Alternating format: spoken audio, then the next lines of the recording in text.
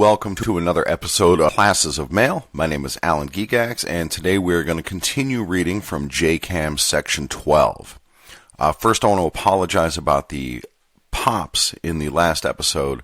I use a pop filter in front of my microphone, and I don't know if I had it too close to the mic or what the deal is, but hopefully that should be... In the next episode, it didn't happen, and hopefully that is not a problem this time, and I hope you didn't find it too distracting. Speaking of things that are too distracting, I have finally gotten some meaningful feedback about my use of accents while I'm reading the JCAM, and somebody messaged me who was, I don't even remember now because it was a while back, but they were like hard of hearing or they had some sort of issue, and they were finding the accents making it a little bit more difficult to follow. And I've gotten some other feedback like that as well. So as much as I may like it, ultimately the objective here is to make this intelligible for you guys to be able to understand. So I'm just going to read everything in my normal voice, and I'm going to do my best to keep it lively and not be monotonous.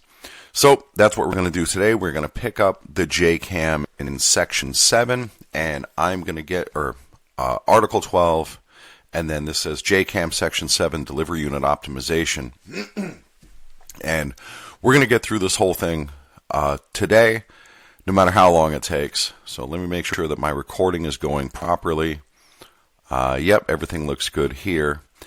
All right. I also think that I figured out the chattering issue. I'm recording this on a Chromebook, which was a very minimalist computer, and I'm using an app that was in the Play Store that cost me $0, and you get what you pay for.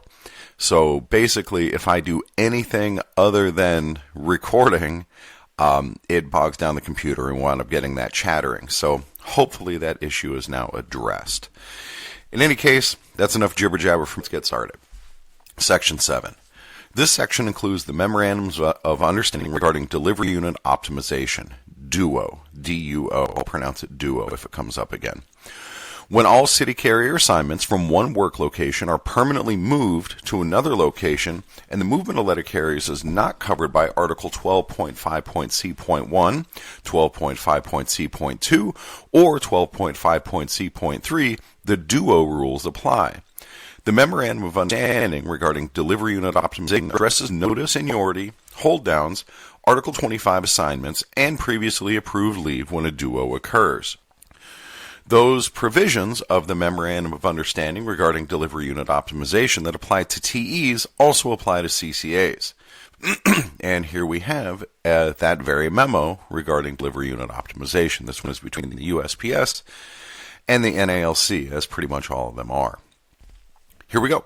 Delivery Unit Optimization, DUO, refers to a process that includes permanently moving all city carrier assignments from one location to another location. Regarding the city letter carrier craft, the parties agree to the following principles when delivery unit optimization results in moving city letter carriers from one installation to another. 1. All city letter carriers and transitional employees will be moved from the losing installation to the gaining installation. However, this provision does not alter or modify the rights or obligations of either party under the Memorandum of Understanding regarding transitional employees' additional provisions. 2. At least 60 days advance notice, whenever possible, will be provided to the union at the national, regional, and local levels, and to individual city letter carriers who are to be moved to another installation. 3. That's for me. It's my cop buddy calling me, trying to interrupt my recording. All right, back to it. 3. City letter carriers from both the gaining and losing installations will retain their craft installation seniority and bid assignments. For the purposes of applying Article 41.2.B.7, all craft seniority will be credited as earned at the gaining installation. 4. Hold-down assignments obtained pursuant to Article 41.2.B will not be impacted by the movement of city letter carriers under the delivery unit optimization process. Temporary higher-level carrier technician assignments obtained pursuant to Article 25.4 of the National Agreement will not be impacted solely by the movement of city letter carriers under the delivery unit optimization process. 5. The parties agree that annual leave requests previously approved in either the gaining or losing installation will be honored except in serious emergency situations pursuant to Article 10.4.d of the National Agreement. 6. This agreement does not apply to the movement of city letter carriers when installations are discontinued, consolidated, or when a station or branch is transferred or made independent in accordance with Article 12.5.c.1, 12.5.c.2, and 12.5.c.3. This agreement is reached without prejudice to either party's position on this or any other matter and may only be cited to enforce its terms. Dated March 22, 2011. The Memorandum of Understanding regarding local memorandums of understanding, the Memorandum of Understanding regarding local memorandums of understanding under delivery unit optimization sets forth the process for resolving differences in the affected local memoranda of understanding when a duo occurs. And here is that memorandum between the USPS and the NALC regarding local memorandums of understanding under delivery unit optimization. Delivery unit optimization, DUO, refers to a process that includes permanently moving all city carrier assignments from one work location to another work location. The parties agree to the following process to address issues related to local memoranda of understanding resulting from delivery unit optimization. 1. The local parties at the gaining installation will identify and discuss any existing local memoranda of understanding, LMOU, provisions from the losing installation that are different from those in the gaining installation. While these discussions are not considered Article 30 local implementation, the local parties will make necessary revisions to the LMOU in the gaining installation to accommodate city delivery operations moving forward from the losing installation. 2. Any LMOU issues not resolved at the local level will be referred within 30 days of DUO notice to the Area Manager Labor Relations, or his or her designee, and the National Business Agent, or his or her designee, for resolution. Any LMOU issues not resolved within 20 days of receipt by the Area and NBA will be forwarded to the parties at the national level for resolution. 4. Any provisions of an LMOU from a losing installation that is made part of the LMOU in the gaining installation will use the date the provision was added to the LMOU in the losing installation for purposes of applying Article 30.c. In the event city delivery assignments are returned to the losing installation, the original LMOU in the losing installation shall be reinstated. 6. This agreement does not apply to the movement of city letter carriers when installations are discontinued, consolidated, or when a station or branch is transferred or made independent in accordance with Article 12.5.c.1, 12.5.c.2, and 12.5.c.3. This agreement is reached without prejudice to either party's position on this or any other matter and may only be cited to enforce its terms. Either party to this agreement may unilaterally withdraw from this process with 60 days' notice to the other party. However, such withdrawal will not impact the provisions of paragraphs 4 and 5 above, dated March 22, 2011. The Memorandum of Understanding regarding delivery unit optimization retreat rights addresses the question of what happens if a letter carrier has active retreat rights to a work location affected by a duo. And here is that memo, again between the USPS and the NALC, regarding delivery unit optimization retreat rights. Delivery unit optimization, DUO, refers to a process that includes permanently moving all city carrier assignments from one work location to another location. The parties agree to the following when DUO results in moving city letter carriers from one installation to another. Any city carrier who had active retreat rights to the losing installation at the point of DUO implementation will have his or her retreat rights carried forward to the gaining installation. In this situation, retreat rights will be offered to excess city letter carriers by seniority as defined by the Memorandum of Understanding regarding delivery unit optimization and the National Agreement. In the event city delivery assignments are returned to the losing installation, any city carriers who had active retreat rights to the losing installation at the point of DUO implementation will have retreat rights restored to his or her original installation. This agreement is reached without prejudice to either party's position on this or any other matter and may only be cited to enforce its terms. Dated April 4, 2012. All right, now we're on to Section 8 of Article 12, discontinuance of an independent installation. 12.5.C.1. C. Special provisions on reassignments. In addition to the general principles and requirements above specified, the following specific provisions are applicable. 1. Discontinuance of an independent installation. A. When an independent installation is discontinued, all full-time and part-time flexible employees shall, to the maximum extent possible, be involuntarily reassigned to continuing postal positions in accordance with the following. B. Involuntary reassignment of full-time employees with their seniority for duty assignments to vacancies in the same or lower level in the same craft or occupational group in installations within 100 miles of the discontinued installation, or in more distant installations if, after consultation with the affected unions, it is determined that it is necessary. The Postal Service will designate such installations for the reassignment of excess full-time employees. When two or more such vacancies are simultaneously available, first choice of duty assignment shall go to the senior employee entitled by displacement from a discontinued installation to such placement. C.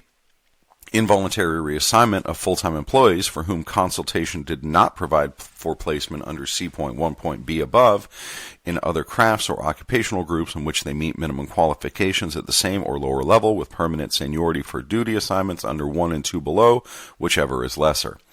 1. 1 day junior to the seniority of the junior full-time employee in the same level in craft or occupation in the installation to which assigned, or 2.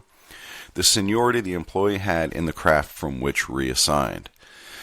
Boy, I hope you guys can understand that, because reading it, those are some really long sentences. And, dude. Okay. As always, if you need extra reference, you can always actually go look at the JCAM and try to parse these sentences yourself. That is not always easy. All right, getting back on track. Seniority.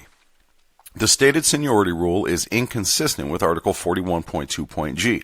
Therefore, in accordance with Article 12.5.B.10, the correct seniority under this particular section is that such employees, when reassigned to the letter carrier craft, begin a new period of seniority in accordance with Article 41.2.G.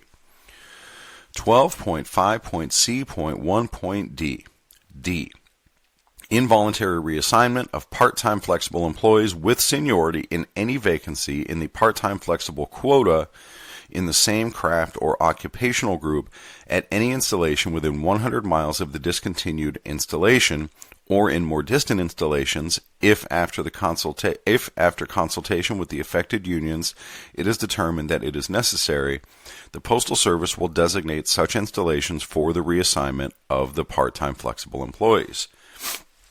The term quota in this section is obsolete, and there's a citation here. It comes from a long discontinued staffing practice that requiring one part-time flexible employee for every 5 regulars. There are no longer any quotas. Rather, staffing ratios are now governed by the provisions of Article 7.3. 12.5.C.1.E. E. Involuntary reassignment of part-time flexible employees for whom consultation did not provide for placement under C.1.D above in other crafts or occupational groups in which they meet minimum qualifications at the same or lower level at the foot of the existing part-time flexible roster at the receiving installation and begin a new period of seniority. F. Full-time employees for whom no full-time vacancies are available by the time the installation is discontinued shall be changed to part-time flexible employees in the same craft and placed as such, but shall for 6 months retain placement rights to full-time vacancies developing that within that time within any installation within 100 miles of the discontinued installation, or in more distant installations if, after consultation with affected unions, it is necessary. U.S. Postal Service will designate such installations for the reassignment of excess full-time employees on the same basis as if they had remained full-time. This section predates and may be inconsistent with the no layoff provisions of Article 6 and with statutory protections given preference-eligible employees. 12.5.C.1.G. G.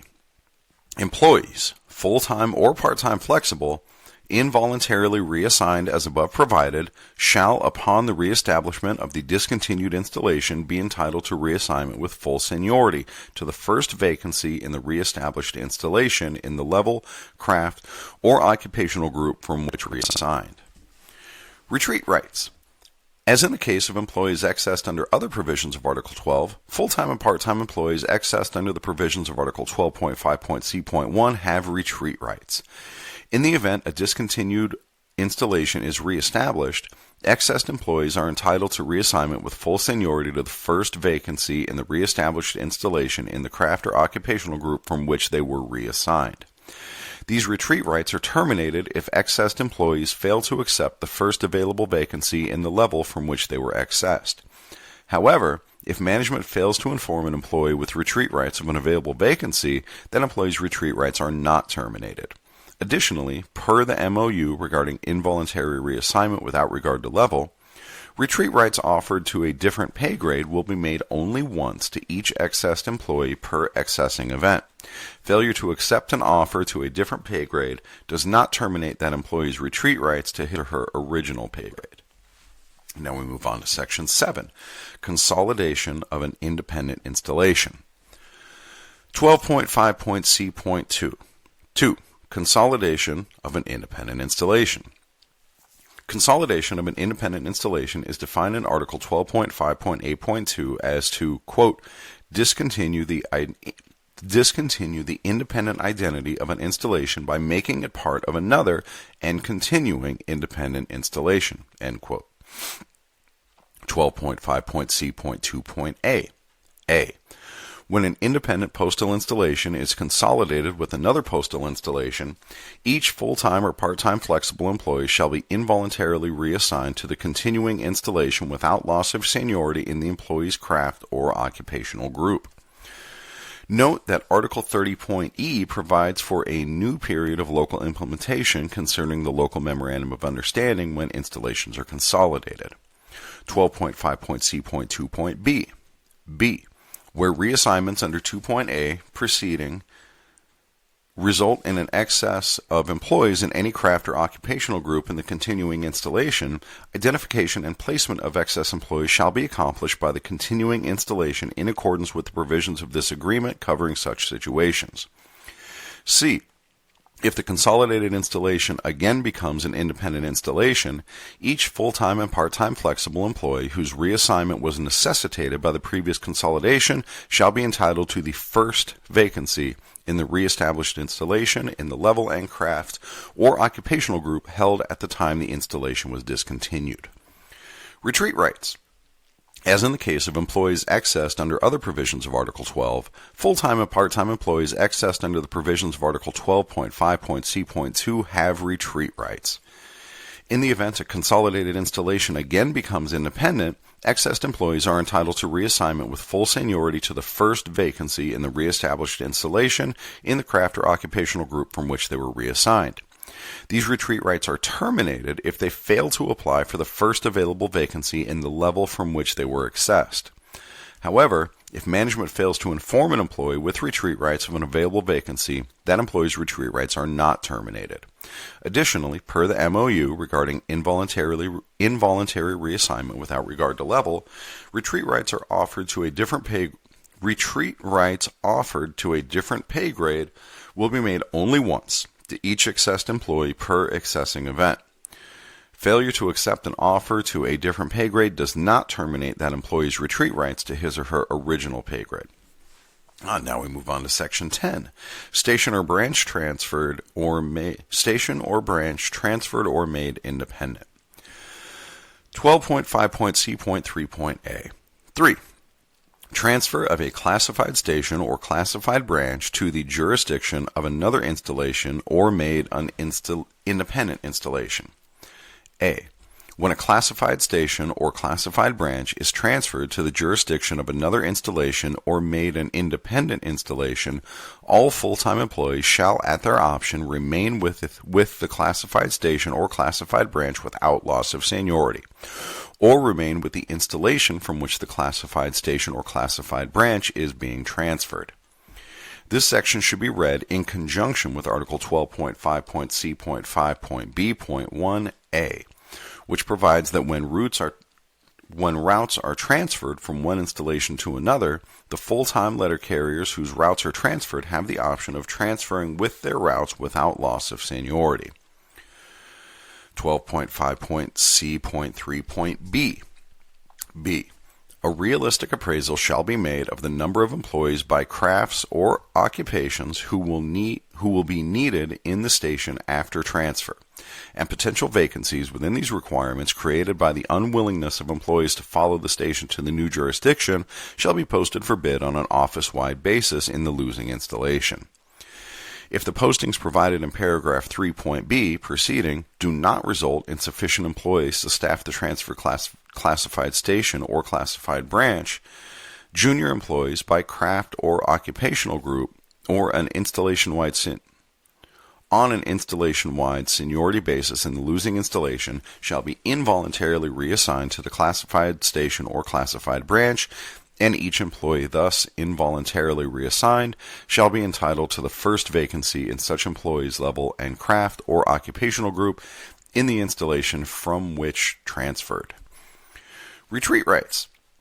As in the case of employees accessed under other provisions of Article 12, full-time and part-time employees accessed under the provisions of this section have retreat rights to the first vacancy in such employee's craft or occupational group in the installation from which transferred.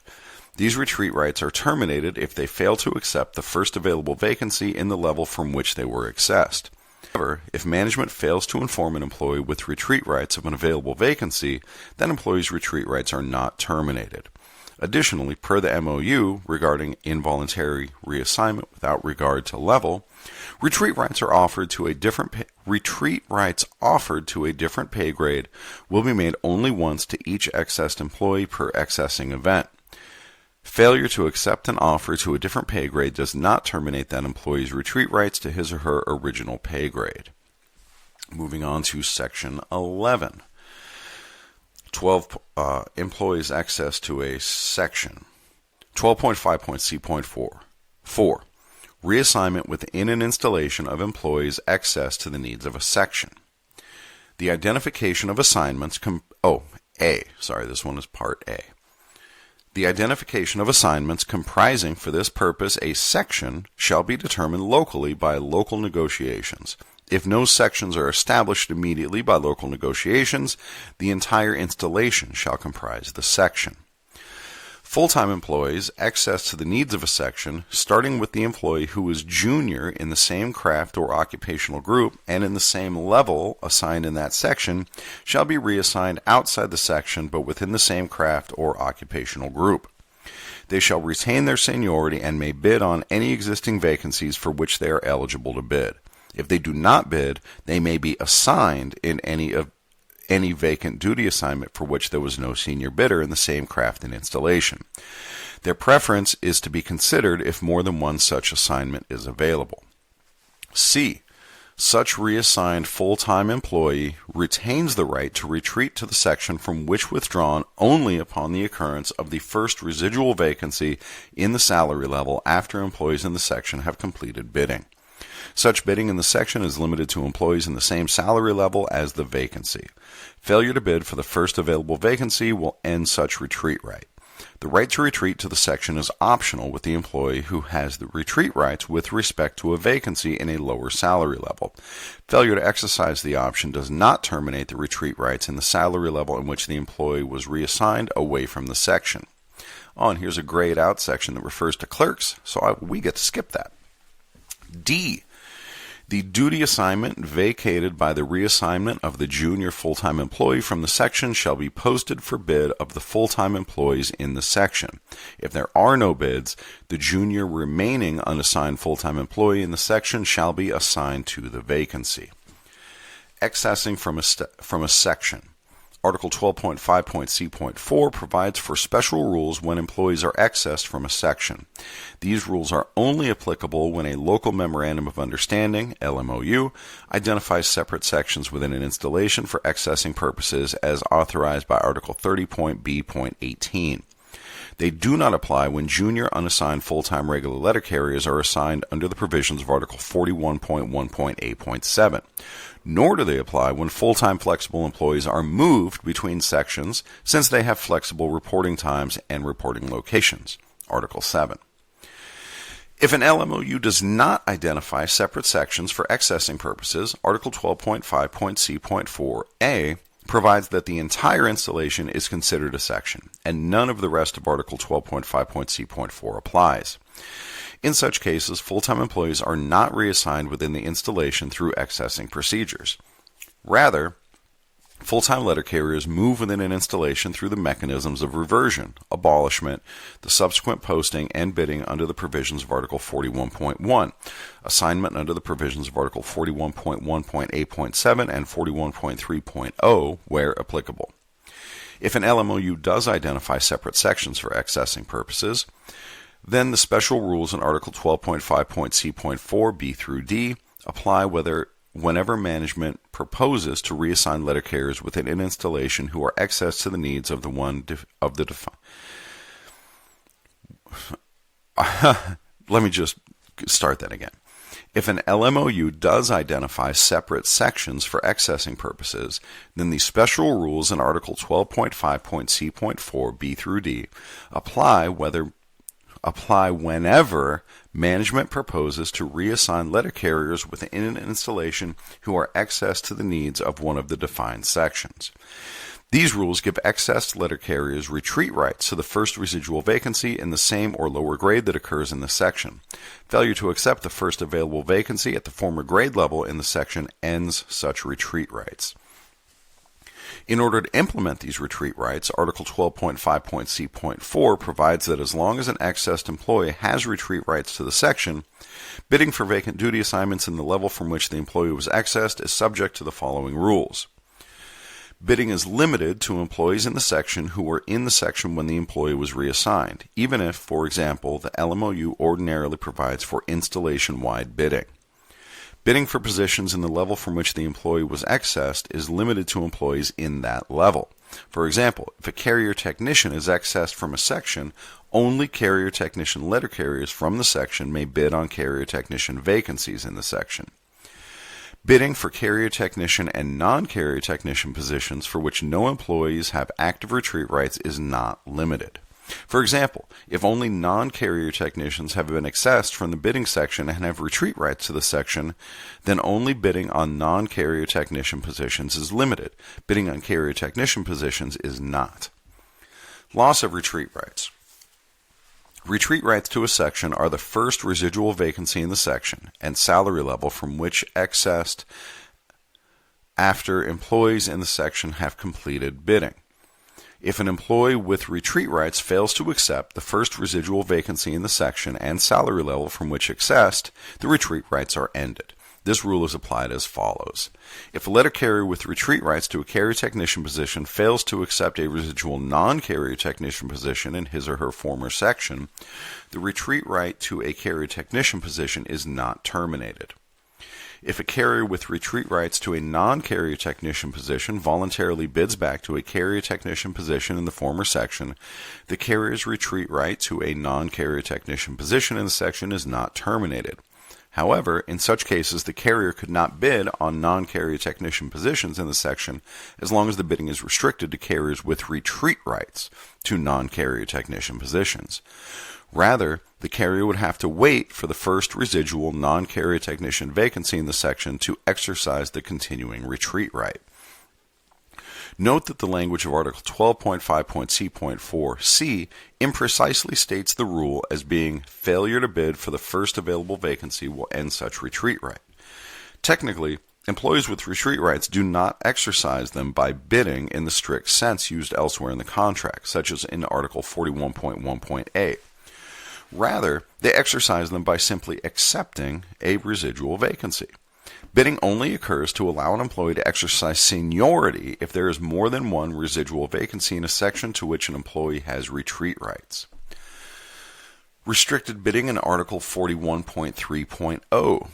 The scope of postings under the provisions of Article 41.3.0 can also be affected when an LMOU identifies sections for accessing purposes. National Arbitrator Snow ruled in citation that if a branch has installation-wide bidding for vacant or newly created duty assignments, then assignments made available for bids under the provisions of Article 41.3.0 should also be posted on an installation-wide basis. An exception to this general rule occurs if a branch has defined separate sections for accessing purposes and if an employee has been accessed from the section under the provisions of Article 12.5.c.4. Since Article 12.5.c.4c provides the reassigned employee with retreat rights in such cases, as long as an employee has such retreat rights to the section, bidding under the provisions of Article 41.3.0 is also limited to employees from the section at the same salary level as the vacancy. Now we move on to Section 12, Reduction of Employees in an Installation. 12.5.c.5.a.1. 5. Reduction in the number of employees in an installation other than by attrition. A. Reassignments within installation. When, for any reason, an installation must reduce the number of employees more rapidly than is possible by normal attrition, that installation 1. Shall determine by craft and occupational group the number of excess employees. 2. Shall, to the extent possible, minimize the impact on regular workforce employees by separation of all casuals. 3. Shall, to the extent possible, minimize the impact on full-time positions by reducing part-time flexible hours. 4. Shall, to the extent possible, minimize the impact on full-time positions by reducing overtime.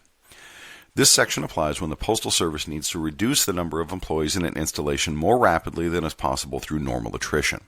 Before accessing, the Postal Service must seek to minimize the impact on regular workforce employees as follows. Casuals. There's a citation here. National Arbitrator Snow held that the language of Article 12.5.c.5.a.2 allows the Postal Service discretion in separating casuals to the extent discretion is exercised, consistent with the following agreement among the parties. Quote, all casuals must be removed if it will eliminate the impact on regular workforce employees. The employer must eliminate all casual employees to the extent that it will minimize the impact on the regular workforce. End quote. CCAs. In order to minimize impact on employees in the regular workforce, the employer agrees to offer the impacted employee the opportunity to work any letter carrier duty assignments performed by CCA employees, or to separate, to the extent possible, CCA employees working in the city carrier craft and installation prior to accessing any regular city letter carrier out of the installation. See JCAM page 12-21. PTF hours. This section requires that management must, quote, to the extent possible, minimize the impact on full-time positions by reducing part-time flexible hours, end quote, prior to accessing employees. Overtime hours. This section requires that management must, quote, to the extent possible, minimize the impact on full-time positions by reducing overtime, end quote, prior to accessing employees. Let me get a drink here. Now we have JCAM subsection 12.1, accessing to other crafts within an installation. 12.5.c.5.a.5. 5. Shall identify as excess the necessary number of junior full-time employees in the salary level, craft, and occupational group affected on an installation-wide basis within the installation. Make reassignments of excess full-time employees who meet the minimum qualifications for vacant assignments and other crafts in the same installation. Involuntarily reassign them, except as provided for letter carriers and special delivery messengers and vehicle service employees in section C.5.b below. In the same or lower level with seniority, whichever is the lesser of A. 1 day junior to the seniority of the junior full-time employee in the same level and craft or occupational group in the installation to which assigned, or B. the seniority the employee had in the craft from which reassigned. Seniority. National Arbitrator Snow held in such and such decision that the stated seniority rule is inconsistent with Article 41.2.g. Therefore, in accordance with Article 12.5.b.10, the correct seniority under this particular section is that such employees, when reassigned to the letter carrier craft, begin a new period of seniority in accordance with Article 41.2.g. 12.5.c.5.a 6. 6. The employee shall be returned at the first opportunity to the craft from which reassigned. This provision is mandatory. Employees accessed to another craft under the provisions of Article 12.5.c.5.a must be returned to the craft from which they were accessed at the first available opportunity. 12.5.c.5.a 7. 7. When returned, the employee retains seniority previously attained in the craft, augmented by intervening employment in the other craft. When an employee's return to his or her original craft is required by Article 12.5.c.5.a 5 above, seniority is reestablished as if the employee had served continuously in the original craft and had never been accessed. 12.5.c.5.a 8. The right of election by a senior employee provided in paragraph B3 below is not available for this cross-craft reassignment within the installation. Under the provisions of Article 12.5.c.5.b3 below, a senior employee may voluntarily elect to be reassigned to another installation in lieu of a more junior employee from the same craft subject to reassignment. This section makes clear that this right does not apply to reassignments across craft lines within an installation. Note, however, that Article 12.5.c.5.b5 does apply to reassignments across craft lines within an installation. This means that a full-time employee has the option of changing to a part-time flexible in the same craft in lieu of being involuntarily transferred to another craft. And next is JCAM subsection 12.2. Accessing to the letter carrier craft in other installations. 12.5.c.5b. B. Reassignments to other installations after making reassignments within the installation. 1. Involuntarily reassign such excess full-time employees starting with the junior with their seniority for duty assignments to vacancies in the same or lower level in the same craft or occupational group in installations within 100 miles of the losing installation, or in more distant installations if, after consultation with the affected union, it is determined that it is necessary, the Postal Service will designate such installations for the reassignment of excess full-time employees. However, letter carriers accessed under the provisions of Article 12.5.c.5.b keep their seniority. This is not inconsistent with the provisions of Article 41.2.8.2. A. Whenever full-time letter carrier routes, carrier technician, or router assignments are transferred from one installation to another, the full-time letter carriers whose complete routes or assignments are transferred shall have the option of transferring with their routes or assignments, with their seniority. If a full-time letter carrier declines the option of transferring with the route or assignment, any qualified full-time letter carrier in the delivery unit may request, by seniority, to be reassigned with the route or assignment with their seniority. The request of the senior qualified carrier shall be granted, and shall be counted in accordance with Article 12.3. Transfer of assignments. This section may appear out of place, since it does not concern accessing. Its purpose is to reduce or eliminate the need for accessing. It provides that when carrier routes, carrier technician, or router assignments are transferred from one installation to another, the full-time letter carriers whose assignments are transferred have the option of transferring with their assignments without loss of seniority. It does not apply to VOMA assignments, which are multi-craft positions. Letter carriers who transfer under this provision do not have retreat rights. If a full-time letter carrier declines the option of transferring with a route or assignment under this provision, any qualified full-time letter carrier in the delivery unit may request, by seniority, to be reassigned with the route or assignment with their seniority. This opportunity is only available to other full-time letter carriers in the same delivery unit as the employee whose assignment is being transferred.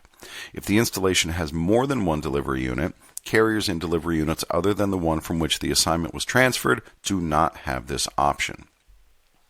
Oh, here's a nice big gray section that we are going to skip because we are not, whatever it is, I don't even care what it is. All right. It does not apply to letter carriers. All right, next, JCAM subsection 12.3, accessing to other crafts in other installations. 12.5.C.5.B2. 2. Involuntarily reassign full-time employees for whom consultation did not provide for placement under B1 above in other crafts or occupational groups in which they meet minimum qualifications at the same or lower level with permanent seniority for duty assignments, whichever is lesser of A. 1 day junior to the seniority of the junior full-time employee in the same level and craft or occupational group in the installation to which assigned, or B, the seniority he or she had in the craft from which reassigned. Seniority. The stated seniority rule is inconsistent with Article 41.2.g. Therefore, in accord with Article 12.5.b.10, the correct seniority order under this particular section is that such employees, when reassigned to the letter carrier craft, begin a new period of seniority in accordance with Article 41.2.g. Now we have JCAM subsection 12.4, supplementary rules. 12.5.C.5.B3. 3. Any senior employee in the same craft or occupational group in the same installation may elect to be reassigned to the gaining installation and take the seniority of the senior full-time employee subject to involuntary reassignment. Such senior employees who accept reassignment to the gaining installation do not have retreat rights. A senior employee may elect to take the place of the employee subject to involuntary accessing. Senior employees who volunteer for reassignment under this provision do not have retreat rights. This rule applies to employees' access to a letter carrier craft position in another installation under the provisions of Article 12.5.C.5.B.1. Employees' access to another craft in another installation under the provisions of Article 12.5.C.5.B.2. It does not apply to employees' access to another craft within the same installation, Article 12.5.C.5.A7. The seniority rule stated in this section is not inconsistent with Article 41.2.G.3, since electing to be reassigned under this provision is not considered to be a voluntary transfer within the meaning of Article 41.2.G.3. 4. When 2 or more such vacancies are simultaneously available, first choice of duty assignment shall go to the senior employee entitled by displacement from a discontinued installation to such placement. This rule applies to employees' access to another craft within the same installation under the provisions of Article 12.5.C.5.A. Employees' access to a letter carrier craft position in another installation under the provisions of Article 12.5.C.5.B.1. Employees' access to another craft in another installation under the provisions of Article 12.5.C.5.B.2. 5. A full-time employee shall have the option of changing to part-time flexible in the same craft or occupational group in lieu of involuntary reassignment. This rule applies to employees' access to another craft within the same installation under the provisions of Article 12.5.C.5.A. Employees' access to a letter carrier craft position in another installation under the provisions of Article 12.5.C.5.B.1. Employees' access to another craft in another installation under the provisions of Article 12.5.C.5.B.2. 6. Employees involuntarily reassigned under B1 and 2 above, other than senior employees who elect to be reassigned in place of junior employees, shall be entitled at the time of such reassignment to file a written request to be returned to the first vacancy in the level, in the craft or occupational group in the installation from which reassigned. And such request shall be honored so long as the employee does not withdraw it or decline to accept an opportunity to return in accordance with such request. This rule provides voluntary retreat rights for full-time and part-time employees accessed under the following circumstances. Employees' access to a letter carrier craft position in another installation under the provisions of Article 12.5.C.5.B.1. Employees' access to another craft in another installation under the provisions of Article 12.5.C.5.B.2. It does not apply to employees' access to another craft within the same installation. They do not have voluntary retreat rights, since Article 12.5.c.5.a5 requires that they be returned to the craft from which reassigned at the first opportunity. A new section, Section 13 of the JCAM of this article. Provisions not applicable to letter carrier craft. Oh, if it's not applicable to us, we're going to skip it. And yeah, there's these big gray sections here. Oh, there's a lot of reading that I am not going to do. All right, yeah, we're going to keep scrolling down here. I am scrolling. I'm really curious if even the scrolling will cause the recording to chatter. I guess I'll find out when I listen back to it. All right, here we go. We skip now down to Section 14, reassigning and accessing part-time employees. 12.5.c.8. 8. Reassignment, part-time flexible employees in excess of quota, other than motor vehicle. Where there are part-time flexible employees in excess of the part-time flexible quota for the craft for whom work is not available, part-time flexibles lowest on the part-time flexible roll, equal in number to such excess, may at their option be reassigned to the foot of the part-time flexible roll in the same or another craft in another installation. The term quota in this section is obsolete. Here's a citation. It comes from a long discontinued staffing practice requiring one part-time flexible employee for every 5 regulars. There is no longer any quota. Rather, staffing levels are now governed by the provisions of Article 7.3. 12.5.c.8.a. An excess employee reassigned to another craft in the same or another installation shall be assigned to the foot of the part-time flexible roll and begin a new period of seniority. This provision is consistent with the provisions of Article 41.2.g. 12.5.c.8.b. B. An excess part-time flexible employee reassigned to the same craft in another installation shall be placed at the foot of the part-time flexible roll. Upon change to full-time from the top of the part-time flexible roll, the employee's seniority for preferred assignment shall include the seniority of the employee had in the losing installation, augmented by part-time flexible service in the gaining installation. Questions concerning the seniority of part-time flexible letter carriers accessed into the letter carrier craft in another installation should be addressed to the party's headquarters representatives. 12.5.c.8.c. C.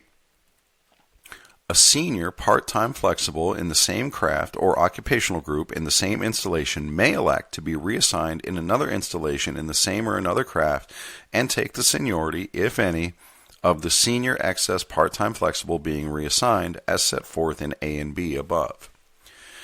This section permits a senior part-time flexible employee from the same installation to voluntarily take the place of a more junior part-time flexible being reassigned. If a part-time flexible from another craft is accessed into the letter carrier craft under the provisions of this section, he or she begins a new period of seniority under the provisions of Article 12.5.c.8.a above. If a part-time flexible letter carrier is accessed into the letter carrier craft at another installation under the provisions of this section, he or she takes the seniority of the more junior employee. He or she takes the seniority the more junior employee would have been assigned under the provisions of 12.5.c.8.b above. 12.5.c.8.d. D.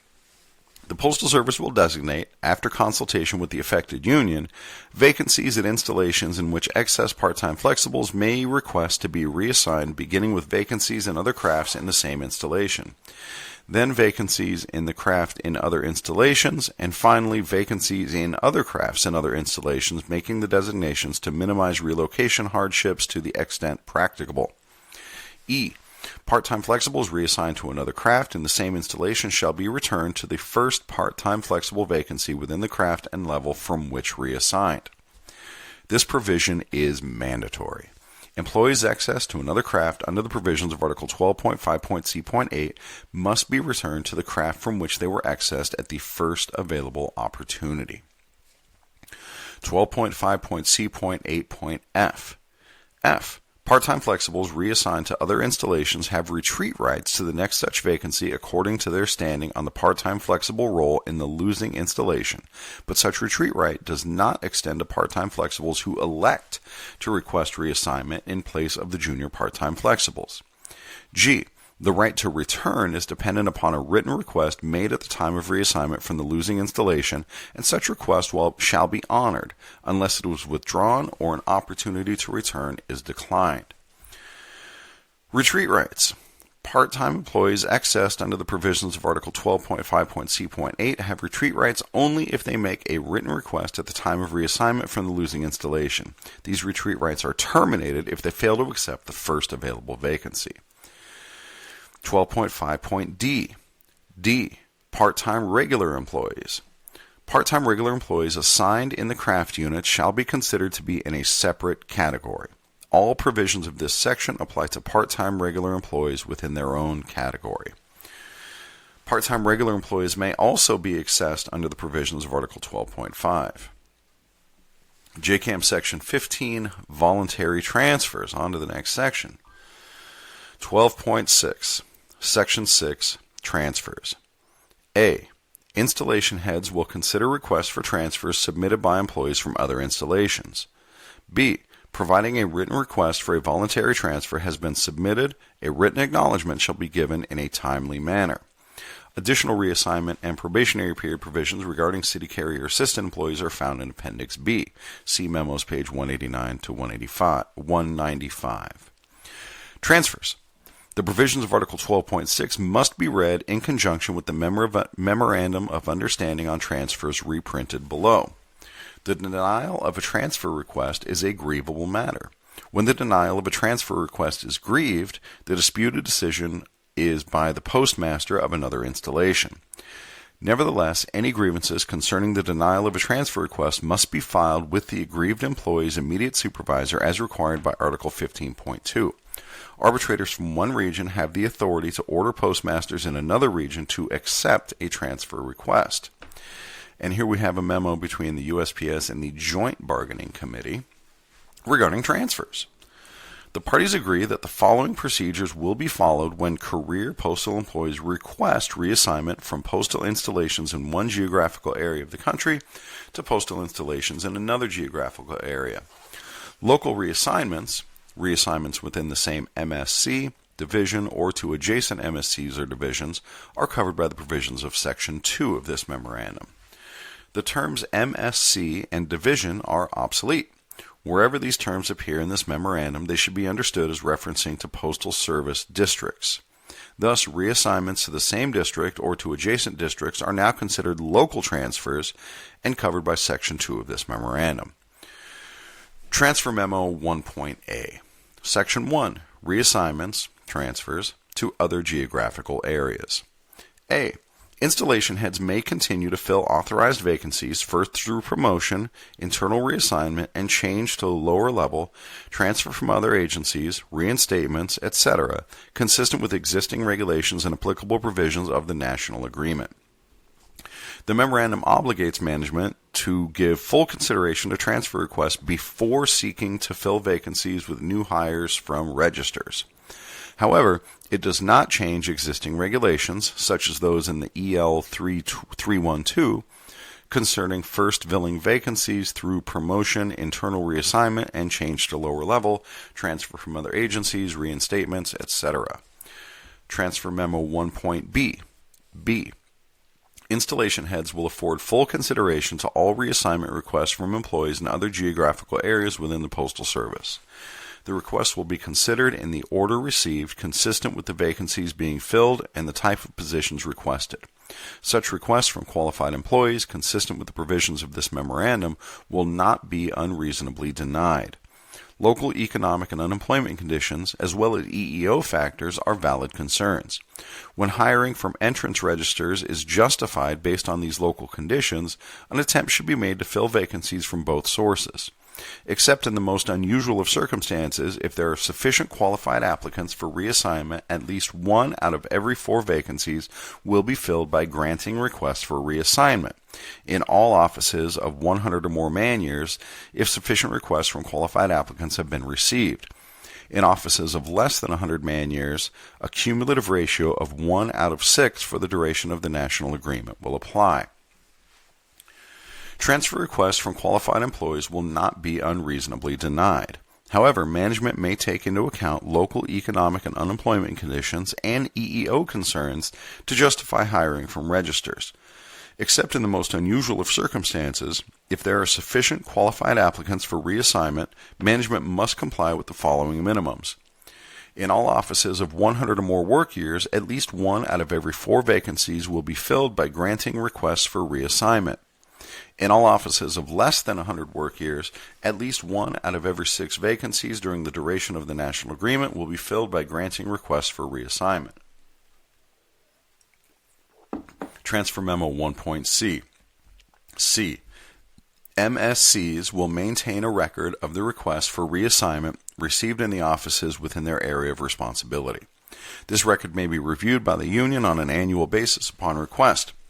Additionally, on a semi-annual basis, local unions may request information necessary to determine if a 1 out of 4 ratio is being met between reassignments and hires from the entrance registers in all offices of 100 or more man-years. D. Managers will give full consideration to the work, attendance, and safety records of all employees who are considered for reassignment. An employee must have an acceptable work, attendance, and safety record and meet the minimum qualifications for all positions to which they request reassignment.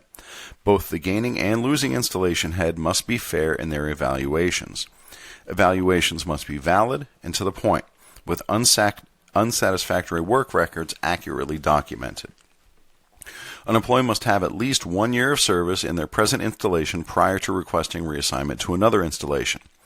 Employees reassigned to installations under the provisions of this memorandum must remain in the new installation for a period of 1 year, unless released by the installation head earlier before being eligible to be considered for reassignment again, except in the case of an employee who requests to return to the installation where he or she previously worked. Employees serving under craft lock-in periods per the provisions of the national agreement must satisfy those lock-in periods prior to being reassigned to other installations. In evaluating transfer requests, managers will give full consideration to the work, attendance, and safety records of all employees who are considered for reassignment.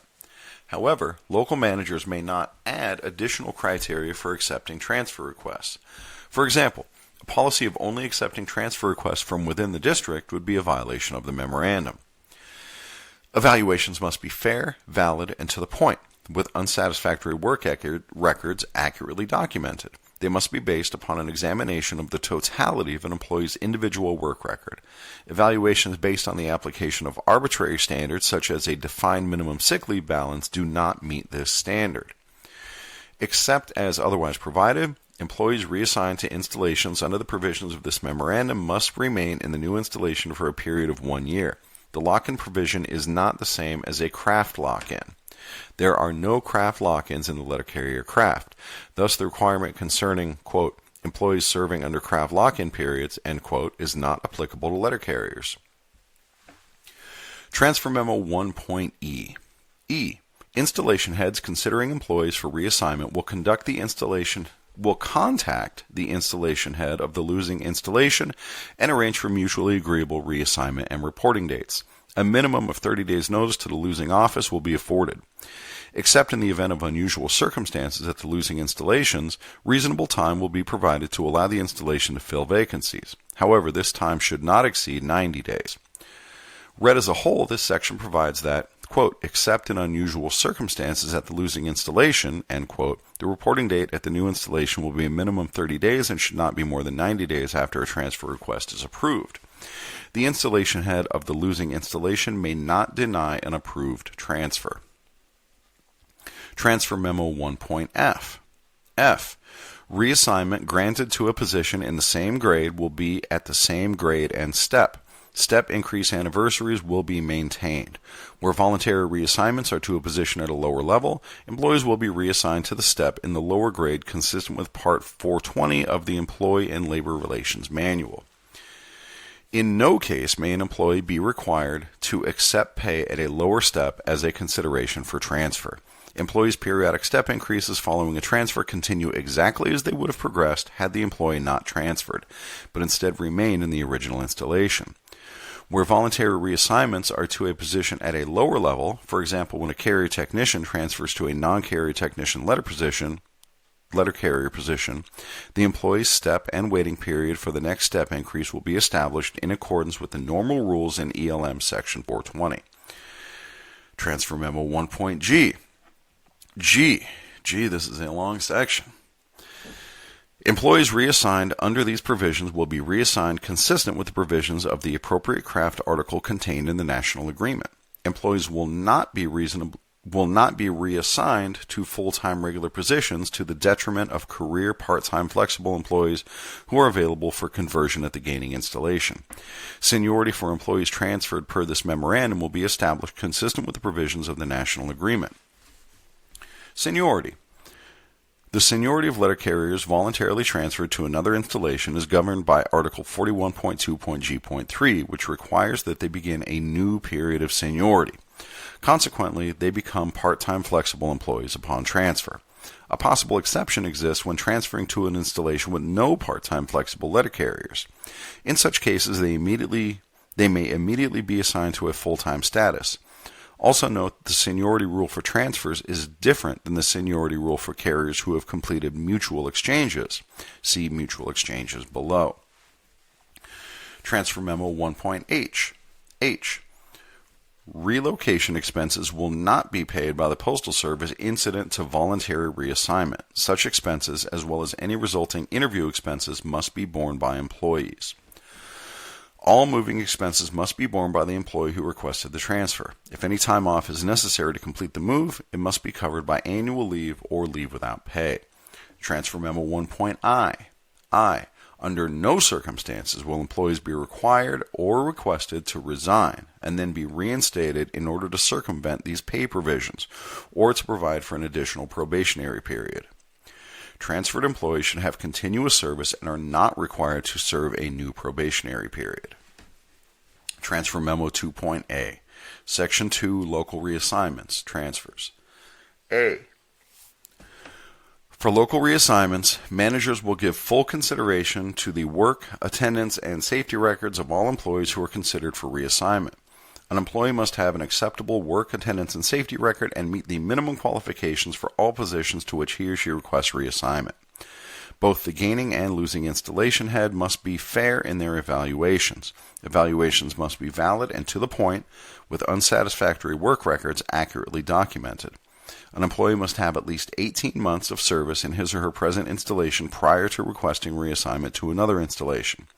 Employees reassigned to installations under the provisions of this paragraph must remain in the new installation for a period of 18 months, unless released by the installation head earlier, before being eligible to be considered for reassignment again, except in the case of an employee who requests to return to the installation where he or she previously worked.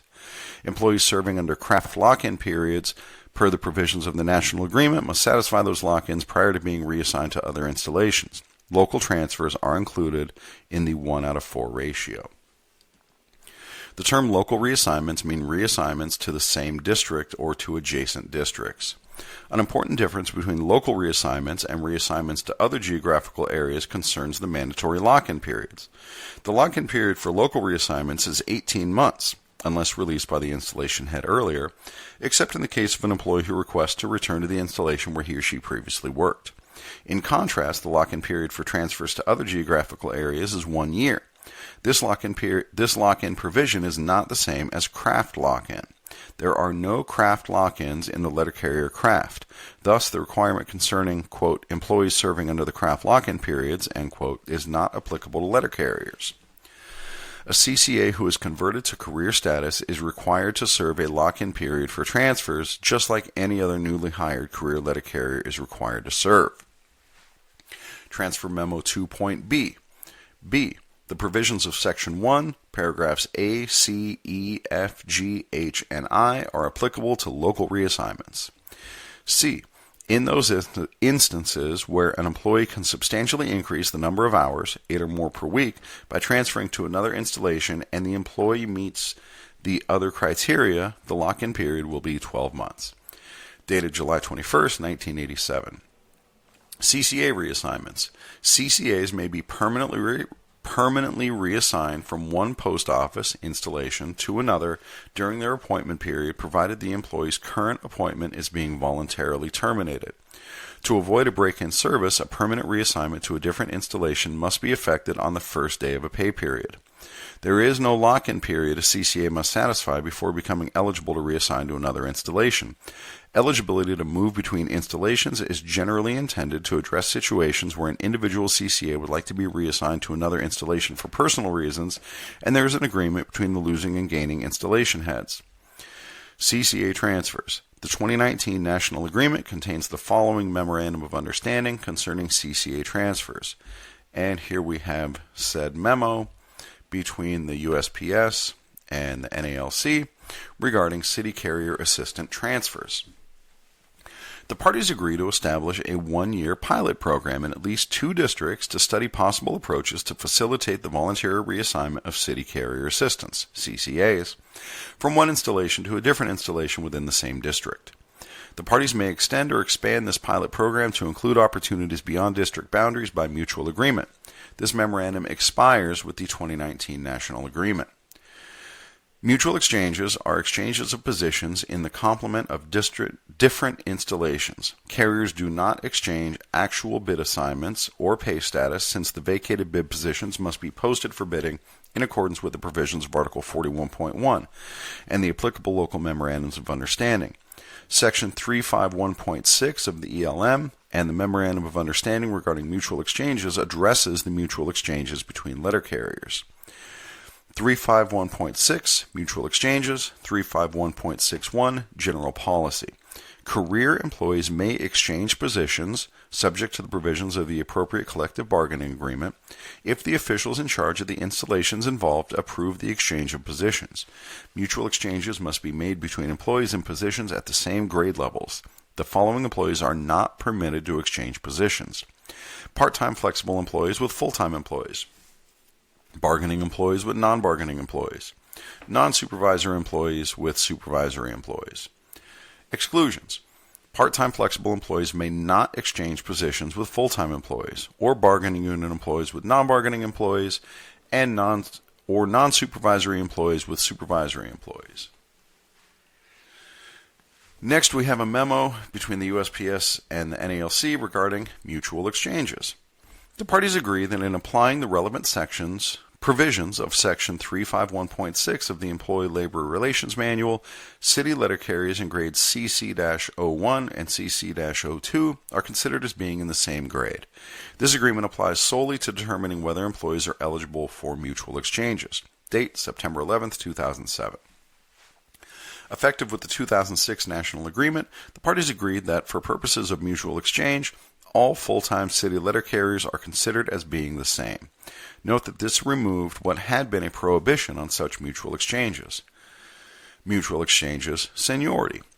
Article 41.2.e provides that when mutual exchanges are made between letter carriers, the carriers will retain their seniority or shall take the seniority of the other exchangee, whichever is the lesser. This is different than the seniority rule in Article 41.2.g.3, which applies to other transfers and which requires that the transferring employee begin a new period of seniority. Mutual exchanges, full consideration. The provisions of the transfer memorandum requiring that installation heads afford full consideration to all reassignment requests apply to mutual exchanges just as any other transfers. Such requests, quote, will not be unreasonably denied, end quote. In evaluating and responding to mutual exchange requests, installation heads should follow the criteria provided for in the transfer memorandum. Oh my God, a fully blank page. Holy crap, we did it. That is the end of Article 12. Oh, let me close the JCAM. Dude, that wasn't okay. It was just over an hour. I guess maybe I'm tired because it's Christmas, but I'm glad that's over. Hopefully that is the most difficult part of the JCAM we're going to read. Some of those were like full paragraphs that were just one sentence. And whoever writes these is not very consistent with their commas. You know, the comma is for the benefit of the reader. I'm the reader, and I don't appreciate it. But anyway, we're done. Thanks for listening, and we will pick up with Article 13 on the next JCAM episode. Take it easy, guys.